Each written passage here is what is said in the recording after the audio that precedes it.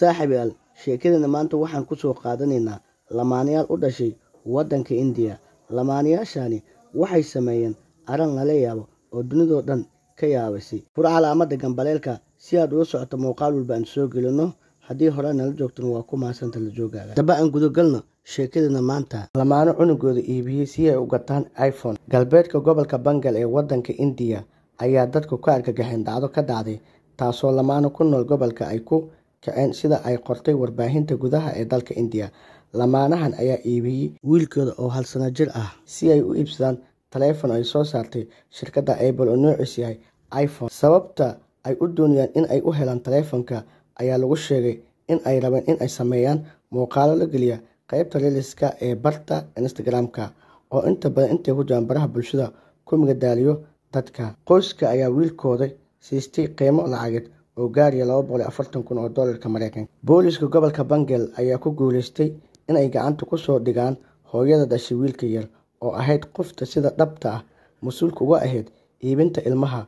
Waxaa la sheegay in ay ka soo jeedo qoomiyadda Saathi, balse aabbaha ayaa ilaa iyo haatan aan gacanta lagu haynin, waxaana baadagoobaya booliska gobolka. Sidee lagu ogaaday arrintan?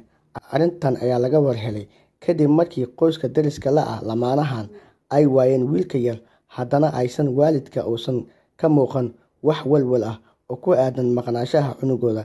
Intaasi waxaa ku sii darsamay in marar badan ay ka hadli jireen taleefanka iPhone-ka kaasoo lacagtiisa qaali ay tahay. Arrintan ayaa ka shakiyeen mar kale deriska qoyskan, iyadoo sidoo kale ay horey u ogaayeen in dhaqaale xumo baahsan ay haysato qoyskan. Kadib markii dhowr mar su'aal la weydiiyey, haweeneyda wiilka dhashay ayaa ugu dambeyn waxay qiratay inay iibsatay wiilkeeda si ay u hesho lacag ay ku iibsato iPhone, taasoo u sahli lahayd in ay sameeyaan muuqaalo ka soo gelinayaan baraha bulshada kuwaas oo muujinaya safaro kala duwan oo ay ku tagi lahaayeen qaybo ka mid ah gobolka Bengal. Arrin kale oo lagu buraarugay ayaa ah in aabbaha qoyska uu sidoo kale doonayay inuu iibiyo gabadhiisa 7 sano jir ah. Booliska ayaa bilaabay lamaanaha iyada oo hooyada wiilka iibisay ay wajihi doono eedeymo dambi la xiriira ka ganacsiga aadanaha. Booliska gobolka Bengal ayaa weli wada baaritaan dheeraad ah